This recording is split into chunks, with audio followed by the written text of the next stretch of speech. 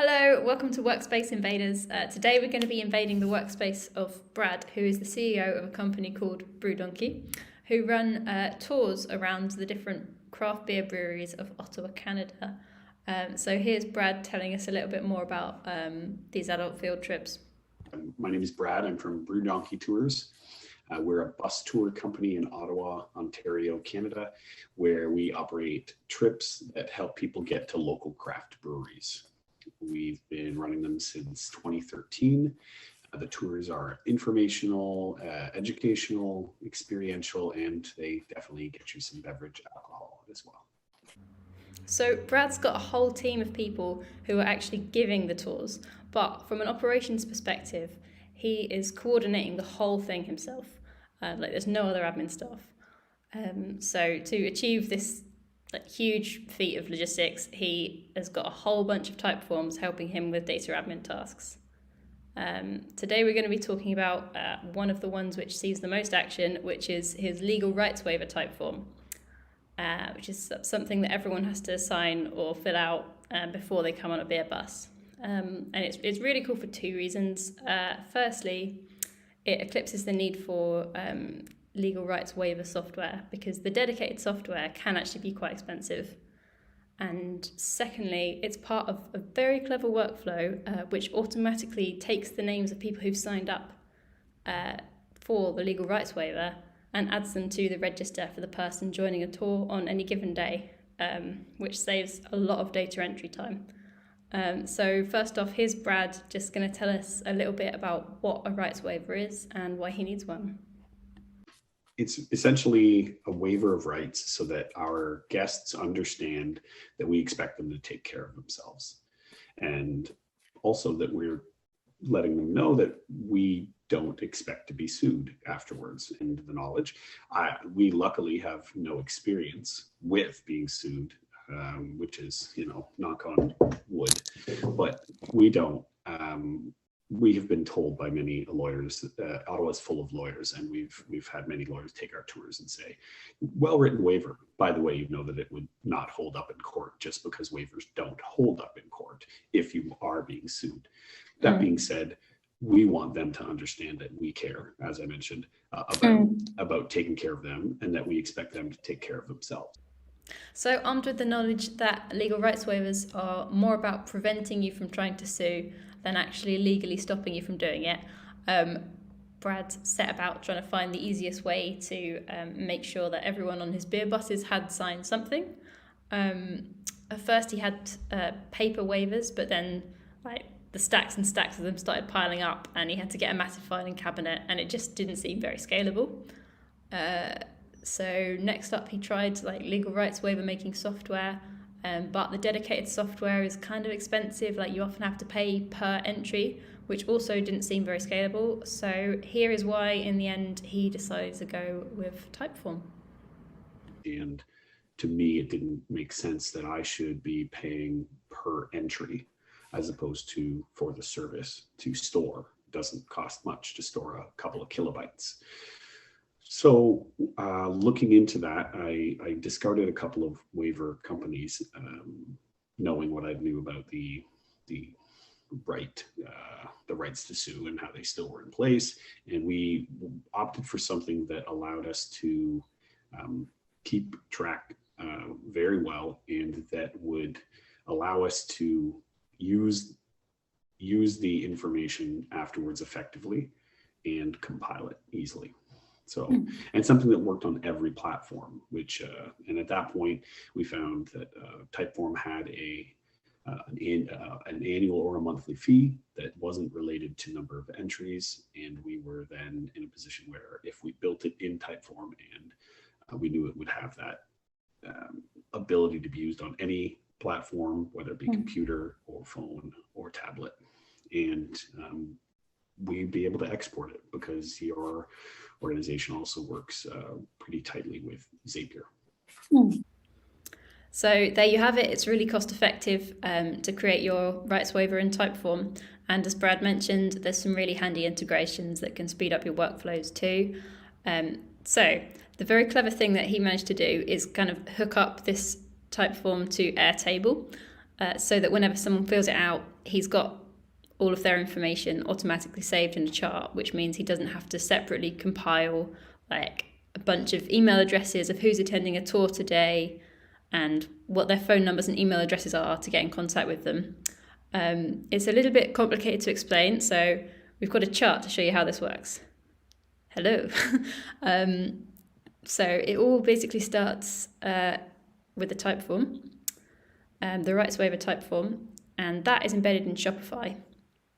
And in Shopify, it's shown on this confirmation screen once someone's bought tickets for a brewery tour, and it's also in the email that Shopify sends people who buy this brewery tour. Now, thanks to a Typeform feature called Hidden Fields, the URL of that Typeform is automatically customized with the tour's Shopify product number and the date of purchase. Which is very, very helpful for sorting the information afterwards, because once someone's filled that Typeform out, all of that information gets automatically pulled into Airtable, so that Brad has a list of who's attending each brewery tour that he can just easily share with his tour operators and say, look, this is who you should expect coming on your beer bus today.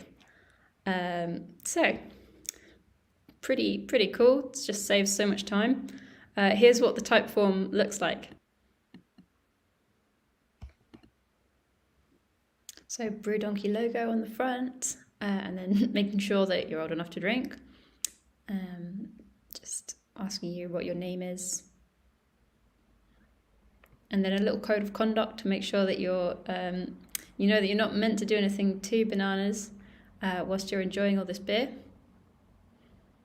And then a few basic pieces of contact information that Brad's had to add because of contact tracing laws in Canada due to the pandemic.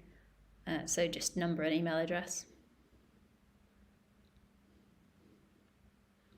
And then the all-important legal rights waiver, which Brad has had written up by a lawyer in nice, clear language.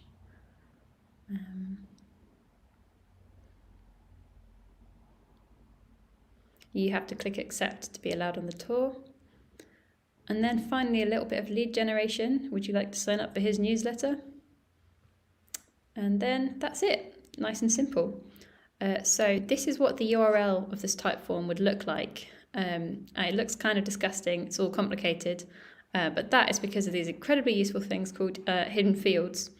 I'm sure many of you have already used them before, but if you haven't, they're kind of a way of like hiding information in the URL of your Typeform without changing anything else about the Typeform itself.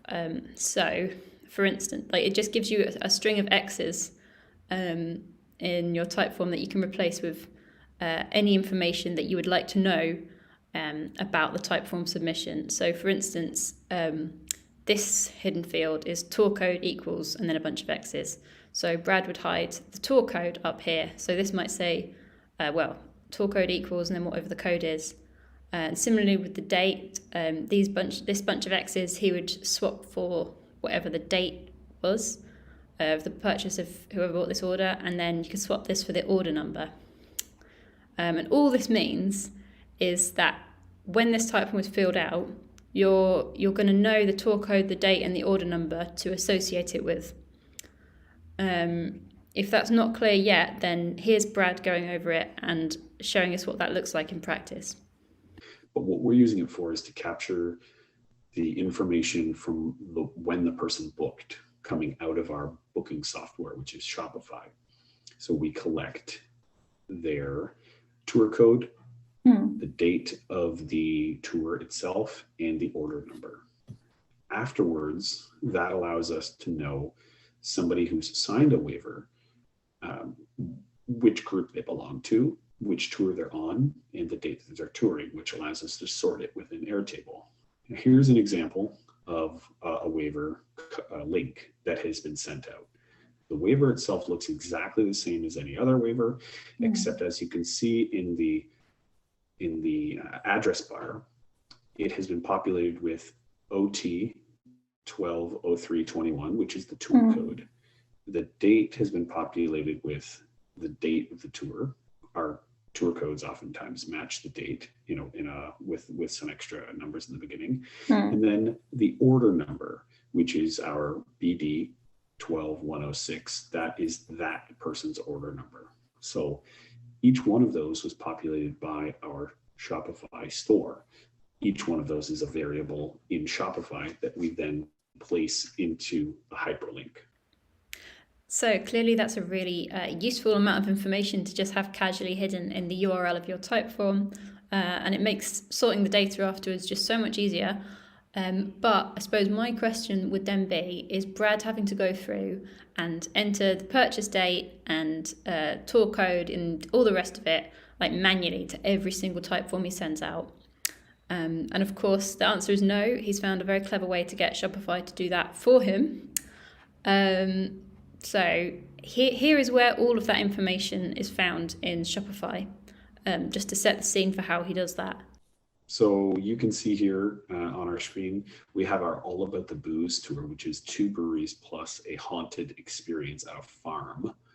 Pretty crazy. Booze. Yes, All About the Booze, BOO'. And right here we have our SKU, that is our tour code.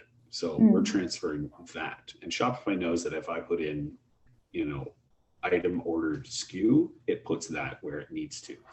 We actually get the date by truncating this from the right by 8 digits instead of having a spot for the date, because it's always the 8 digits at the end that are our tour code, our date from our tour code. Okay, so that's where all of that information lives in Shopify. Here's how Brad managed to set up the order confirmation page on Shopify, so that all of that information is automatically pulled into the Typeform hyperlink using the hidden fields feature. And within the order confirmation, we can find here's our Typeform link, which is please complete. This is what shows to the customer. Yeah. But as it's a hyperlink, we can see that what we are referring to is this right here. So that's the link. Actually, no, it goes a little further. It goes right to there. I see. So the things in these brackets are tags. Yes. So tour code equals double bracket line SKU. And at date equals line SKU split by this, reverse, and then truncate one word. Then order number equals order name, which is the way Shopify lists the order number. So instead of putting in our information manually in each order, we're putting in the thing that Shopify knows to refer to the item we're looking for. Wonderful. So this isn't an email that from the other person's perspective, from the customer's perspective. This is just the screen they're shown once they've paid for tickets to a brewery tour. This same code lives on our order confirmation page. And it's in our email. So at the point when somebody completes their order, this will show up with the, hey, sign your waiver, or share this waiver with your friend. It also is in the email order confirmation. Okay. We put it everywhere we can, because the more places we put it, the more chance they'll actually sign it. Cool. So is this, when you send the confirmation email, does that go through MailerLite? So the confirmation email goes directly through the Shopify system that we use. Cool. Once you've placed an order, it's your receipt. So using just a really tiny bit of code, Brad has now managed to get a variable Typeform hyperlink that includes the customer's purchase date, tour code, and order number. Amazing. So just to be really clear, this appears twice. From the customer's perspective, they've got 2 opportunities to sign their lovely rights waiver. The first one they see on the confirmation page as soon as they've bought a ticket for a beer tour, and the second one goes out in an email which is sent directly from Shopify. Now we're just going to have a sneaky peek at that email. So at the point when our customers have made and placed their order, Shopify allows us to create a custom template with their order. We can see that this person ordered a West Vermont tour on this date, and the tour code is buried in there somewhere. And then we've got all of our COVID assessments. This is the email or confirmation that they received. We're asking them to tell us about bubbles. And then right here is a link that it says, please complete our online waiver before arriving for ease of check-in. So isn't that incredible? Brad doesn't have to add any of that information like manually into a Typeform's URL, but as soon as someone's filled that out, he knows exactly which order number, like purchase date and tour code to associate that Typeform entry with. So the final piece of the puzzle is Airtable. And if you don't know exactly what that is, then here is Brad, who's just going to tell us a bit more about that. It's a database that instead of being square, block, and blocky, it is visually appealing. And it also is extremely capable of doing reference data, referring to other items, and doing many automations. So, but again, it is not requiring you to use the large amounts of spreadsheet code that you can put into the execution of say, a Google Sheets or an Excel sheet. And now quickly to return to our Typeform and those hidden fields. Here's what the hidden fields look like when they're hooked up to Airtable. At that point, we'll have I will know which order to associate that waiver signing with. I will know which tour they're on and the date that they're going to be taking their tour. That we're exporting directly with your Connect integrations, some of your new inbound integrations, because although I mentioned at the beginning how excited we were about Zapier, you guys have added some pretty amazing native integrations. And the one that we're using on this one is the Airtable native integration. So finally, we're going to see all of that information as it appears in Airtable. Once someone's filled out the Typeform and we've got all of the data from the hidden fields in the URL, and all of that data is just sitting pretty in a nice database, ready for Brad to like slice and dice. And we have the ability to sort them as needed and get all the information that we're looking for out of that waiver. We have their order date. We have the ability to sort it as we see fit. And so, Amy, this person was taking this tour on this date, and their order number as well is amazing here somewhere. And so with this, we've created another tab that references this tab in Airtable, and it will tell us this weekend, these are the trips that are going out, and these are the individuals that have signed. So one of the really inspiring things about talking to Brad is that he's just so genuinely delighted about how smart this workflow is and about how much time he's managed to save himself just by not being afraid to dig around in help centers and experiment a bit with how different tools can connect up. So here's a little bit about what he had to say about that. And generally, once I realized that there was a Zapier integration that could take any of the information in any cell and put it anywhere else that Zapier had a connection to, I eventually became obsessed with trying to figure out, okay, what part of my day don't I want to spend doing a thing? And can I put it into Typeform to then take it out in Zapier and then put it in somewhere else with Zapier? So there was definitely weeks where I would take my life and remove work and give it to the robots. You spend 4 or 5 hours obsessing about it, and then you never have to worry about it again. Yeah. I mean, how much time would you say that this flow has saved you? Hours a week. Because if I were to have to go through each waiver and try to find out which group they were in, that's essentially like checking all the time. There's no way for me to sit and say, and sometimes it's impossible. I just see a waiver come through and there's none of those variables, and I don't know where they're from, which order they're on.